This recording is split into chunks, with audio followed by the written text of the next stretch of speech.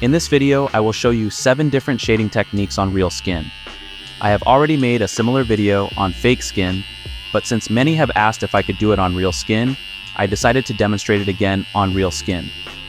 The needle depth varies between 0.5 and 1.5 millimeters, depending on the skin type and location, and this applies to all needles.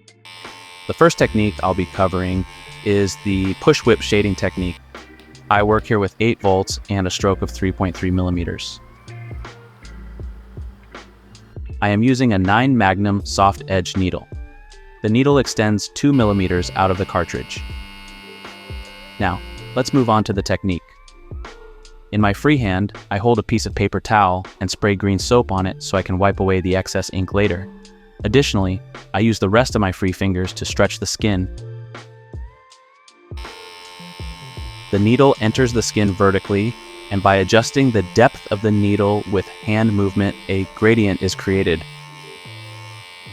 This technique is great for working away from edges, but it can be challenging to create long, solid gradients. For beginners, combining this technique with a simpler design would be perfect, as it's easy to learn and can produce beautiful tattoos.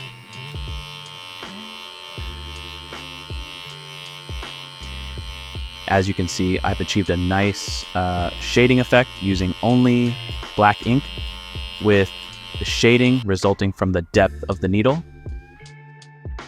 In practice, I've used this technique, for example, in the area shown in this tattoo. Now, let's address a common mistake to avoid. If you don't smoothly pull the needle out of the skin, you won't achieve a soft gradient, resulting in less satisfactory shading. Next, let's talk about the stipple, pepper whip shading technique, or whatever you want to call it. Now, I am working with a 4.2 millimeter stroke and 5.5 volts.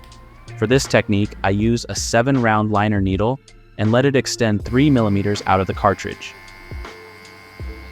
Stippling shading involves inserting the needle into the skin and rotating the hand away from the needle's entry point on a rounded axis. You're doing it correctly if the needle can't enter the skin fast enough to make a solid line. Stippling occurs due to the fast hand movement. With decreased saturation, the further along an axis the hand rotates. Of course, you can also use a pulling motion for this technique as long as the voltage is low and the hand movement is fast. I've tattooed this design, for example, using this technique. Using too high a voltage with this technique doesn't yield the desired result, as you can see here.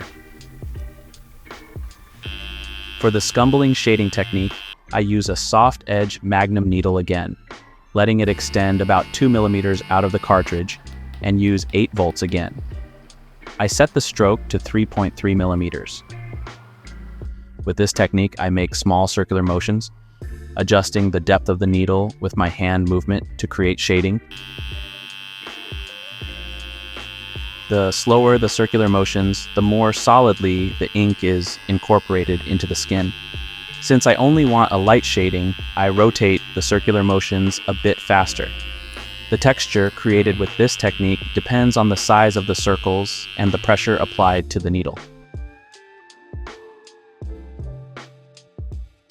This technique I often use in practice for dark backgrounds, such as in this tattoo at this particular spot.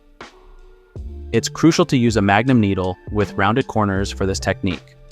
Otherwise, visible edges may appear in the shading, as you can see here.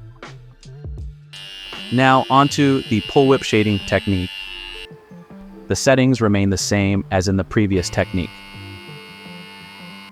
Unlike the push whip shading, I don't push the needle away from me, but instead pull it towards me.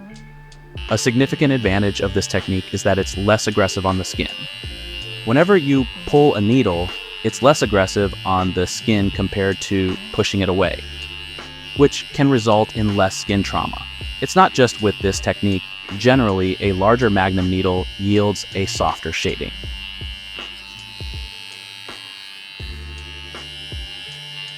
In my opinion, this technique is perfect for creating light shading, like in this area of this tattoo of the King of Rock and Roll. let's address another mistake to avoid. If you start too slowly and don't maintain a consistent movement, it can lead to a black spot where you initially started. For the dot work shading technique, I again use a 7-round liner needle, let it extend about 4 millimeters out of the cartridge, and work with 8 volts and a 4.2 millimeter stroke. Here, I attempt to create shading from bottom to top with small dots. The shading is determined by the distance between the dots and the depth to which the needle is inserted into the skin. Generally, this technique is straightforward to learn and thus perfect for beginners. Why did I make the video again on real skin? There are some differences between fake skin and real skin that I will now explain to you. In my opinion, the most important thing with real skin is that it needs to be stretched very well so that the ink is absorbed evenly. Another important point is that on real skin, the ink mixes with blood, making everything look much darker when fresh. However, this changes once the tattoo heals. So as beginners, don't be discouraged if your tattoos look too dark right after you finish them. If you trust your technique and follow simple rules, you'll quickly get a feel for it. I tattooed this design, for example, using this technique. If you go too deep, it can result in a blowout, which may not be immediately visible after tattooing, but becomes apparent once the tattoo has healed. You can see the principle illustrated nicely on paper here, showing what happens when you linger too long in the skin. This is cross shading. Here you can see the machine and needle settings.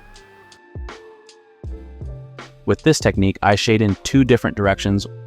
To make it less aggressive on the skin, I also pull the needle towards me. In my opinion, you can achieve a really cool effect with this technique. If you want to add some texture to the shading, this technique is very well suited.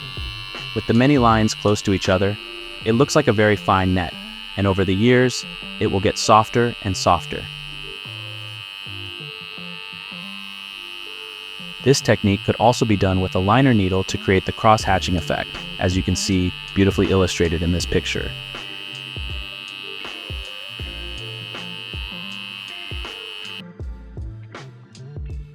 Here, I use this technique. You can also create very soft shading with it. Now, let's talk about a mistake to avoid. It's important to keep the needle parallel to the skin. Otherwise, you'll get uneven shading, as you can see here. The best part comes at the end. Pendulum shading. Again, you can see my machine settings here. With this technique, I do the majority of my shading.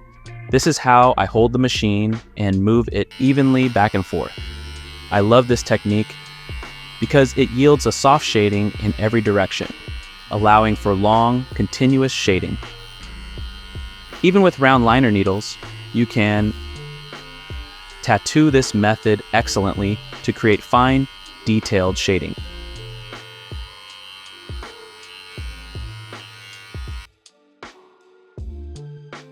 In this design, I mainly applied pendulum shading. Unlike here, you should try to make controlled movements so that it results in a solid shading in the end. If you liked the video, I'd appreciate it if you give it a like and subscribe to my channel to support me. If you are interested in how to create long, continuous shading, check out this video here.